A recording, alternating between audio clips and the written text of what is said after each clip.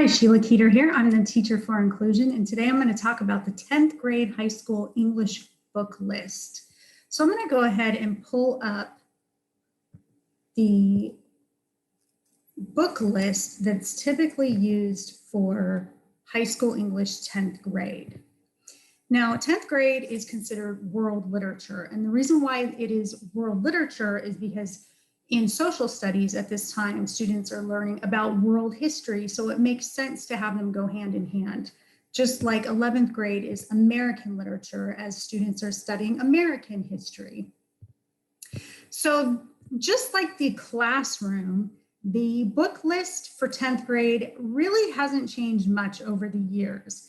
And we're going to go over some of the classics that are still being taught in 10th grade. And then I'm going to talk about some of the ones that I think should be added to the 10th grade list. So we have a separate piece by John Knowles. And this is a book about two boys who live in New England, and they're very competitive, and one is very jealous of the other, and he ends up doing something that leads to his best friend's death.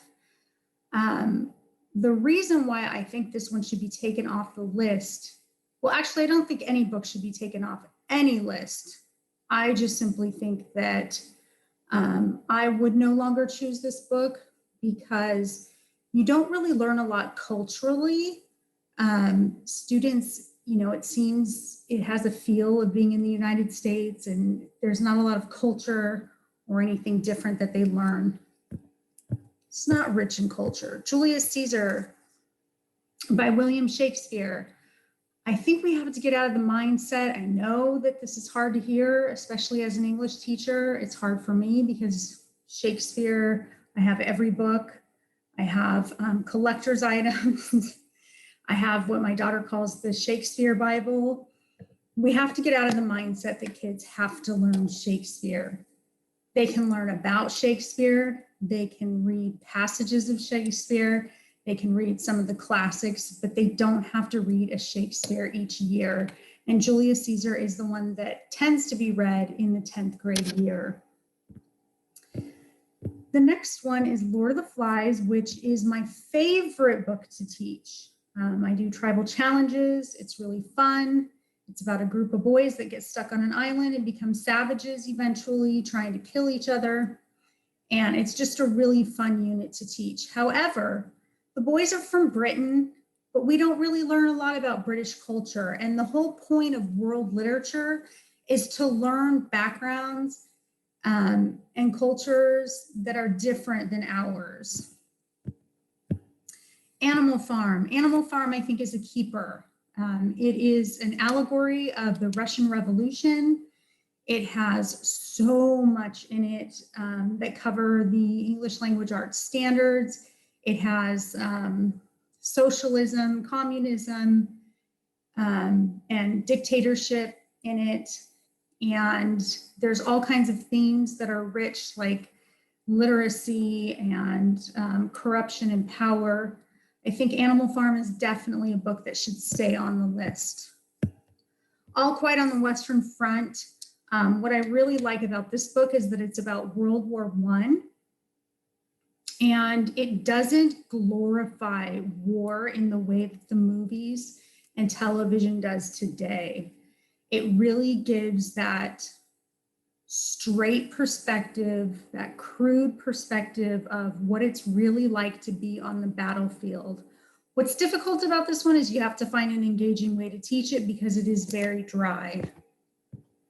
The next one, this is actually one that I think should be taught. I skipped over Things Fall Apart because a young boy is killed with a machete in it by a father-like figure, and I just think that that's too much for high school students. So one that I think should be taught is Persepolis. It is a great book.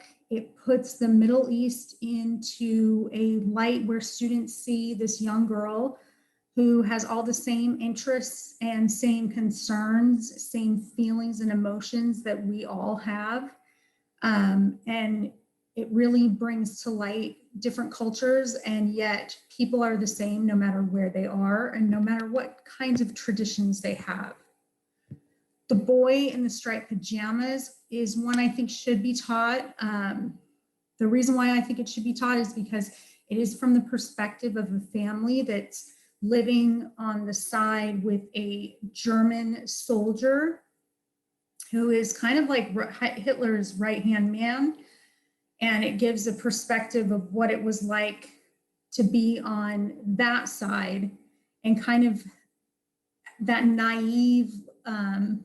naivete of not really knowing what's going on. The next one is Night. That's one that can be paired easily with The Boy in the Striped Pajamas, which gives you, of course, the perspective of what it's like to be in a concentration camp. A Long Walk to Water is a story of a refugee and the endless trail journey that he has to take in order to find some refuge. And I think that's a good one for students to read. They're really culturally rich compared to a lot of the classics that we have been stuck on for a while now. And the last one I have here is When Stars Are Scattered, which is a graphic novel. So this can be used for students who struggle with reading, students who don't want to read. Again, it's about two boys who are living in a refugee camp who have lost their parents. And it's an excellent book. It's just a great read. So that's it. I hope that you got some insights and that you will use some of these in your classroom. Thank you so much. Take care.